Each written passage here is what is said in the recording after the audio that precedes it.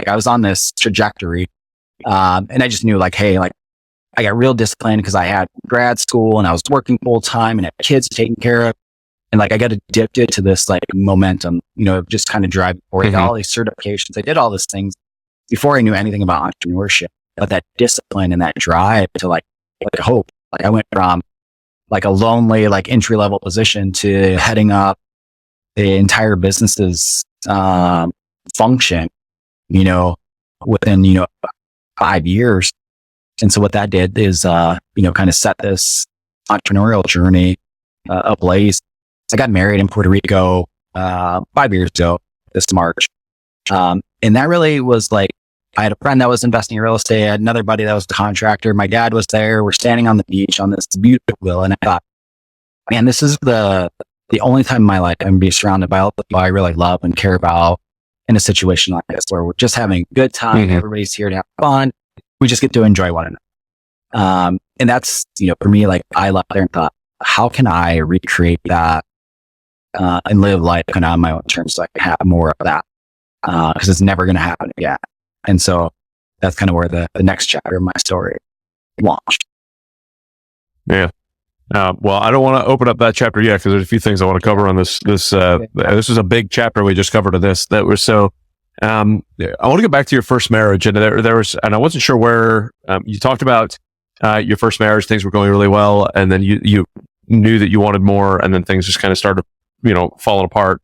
And then when you went to your second marriage, I wasn't sure where it was going to go, but you were saying, "Hey, I started going really well. Things were going. I was on a good trajectory. Started doing all these things, but then instead of a divorce that happened, you ended up quitting your job." So I wasn't sure. I'm trying to piece together some things. So I want to rewind to see what I could piece together in here. So in your first marriage, right? You have now 2 kids. So your marriage is going well. What were the things besides you driving for more that kind of led to the divorce? Yeah. So I've been one of these people that have always like wanted to improve. Like I wouldn't say it's a lack of contentment or lack of happiness. I just like to drive forward. And I think that what happened was, we got married. We were 20 years old when we got married, and we had kids at 22 and 25. And I think what had happened, is we started to drift apart, right? I wanted to continue to grow and move my life forward.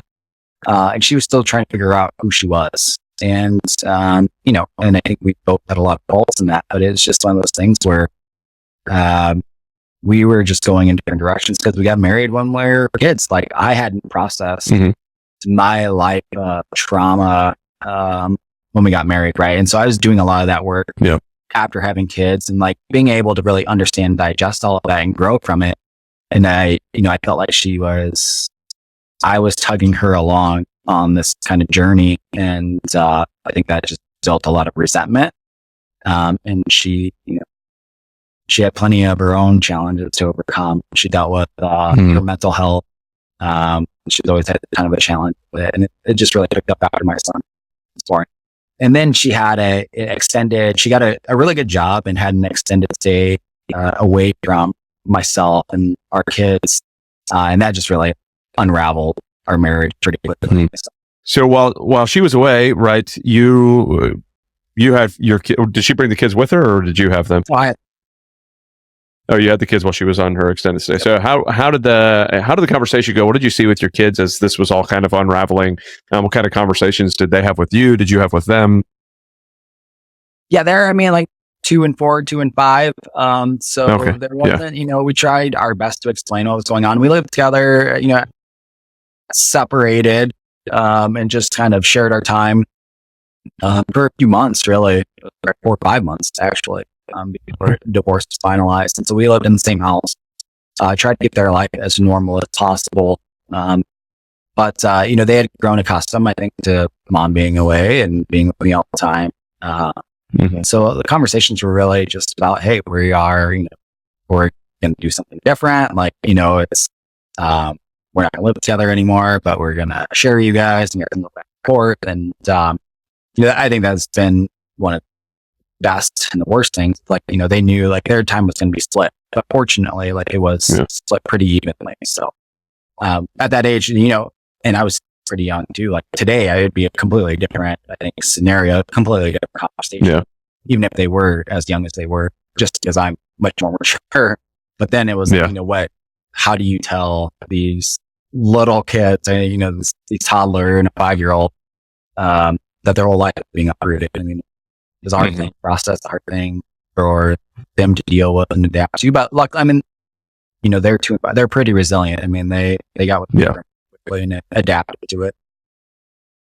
Yeah. And I think that's, I suppose if I was going to look at the solace in that would be that they were younger. So that does make it a little bit easier to manage, not that it's ever an easy thing, but, neither is watching your parents go through stuff, because they're also old enough to be able to see what's going on. Like, I mean, a 4-year-old can still pick up on a lot of stuff going on inside the house. Yeah, so it's amazing how much they can pick up just by hanging around, being 4 years old, and that's all it takes. And I mean, we were very lucky. So we both worked like shifts, and grandma was helping, and so they're accustomed to kind of being juggled as our work. Okay. Yeah. Happening, and we worked opposite shifts at times, and so there was a lot of times where we were parenting on our own. And once the divorce happened, it didn't really change. Like, there was still, like, we split a week, so I'd have a week, she would have a week, but there'd still be soccer games, and there'd be birthday party, and there'd be all this stuff going on all the time, and it was constantly engaged, even if they weren't with me. So I think that it really helped a lot. We lived in close proximity still, and be able to show up all the time made the burden on them, I think, far less than what it could have been.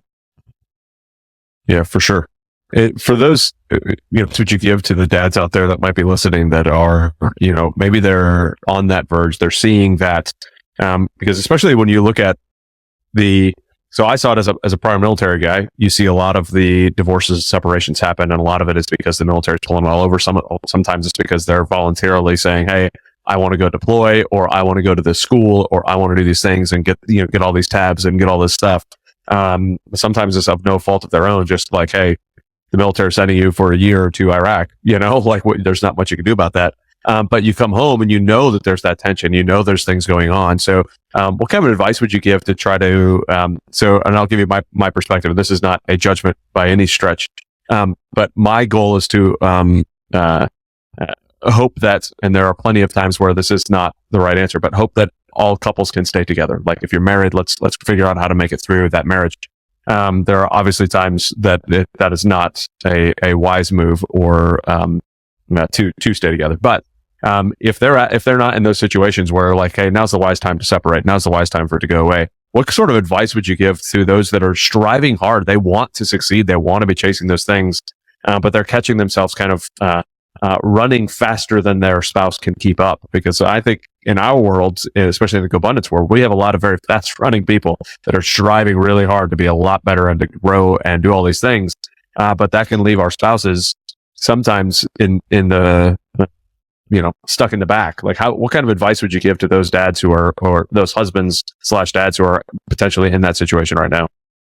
Yeah, it's a tough question to answer, right? I think I'm maybe a little bit further along in the journey. I think, well, for guys like you in our network, where we focus on, the different aspects of our life. But I think that what I started to try to do with my marriage was take ownership, right? I mean, I can make all the excuses in the world, and it's the same as being dad. I try to take as much ownership for our situation as possible, and try to move away from pointing the fingers or blaming her for trying to pull me back, or whatever the case may be.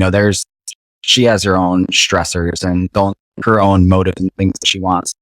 So I try to take ownership of my part of that. I need to show up as a husband and as a father, and I need to understand how best to balance that. And that is done by understanding their needs.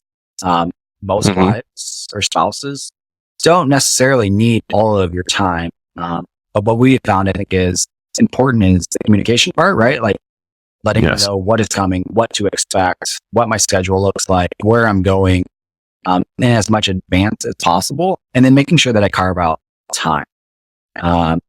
Most spouses, that's what they care about. They want the quality time together. And so that's what, through all of this, and there's been a lot of struggle, I think we're finally starting to get a lot better at it, is like, no matter what is going on, we need to take time out to drown out the noise, focus on one another. And so I think the biggest takeaway from that is, like, you're being intentional and showing up for your business, for your career, you have to do those same things in your fatherhood and your house. And so we try to be intentional about our time.